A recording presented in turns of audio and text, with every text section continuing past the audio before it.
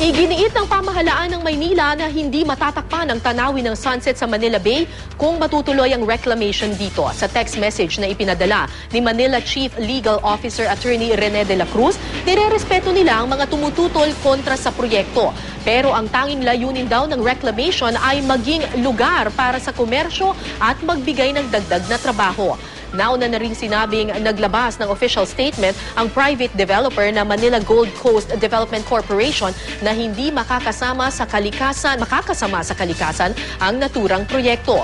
Bumuo ng human chain noong Martes sa harap ng Manila Bay ang SOS Manila Bay Coalition para tutulan ng proyekto.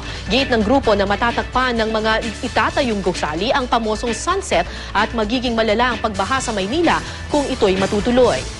Dapat daw ay pagandahin at linisin na lamang ang Manila Bay at pagbutihin ang drainage system ng naturang lungsod.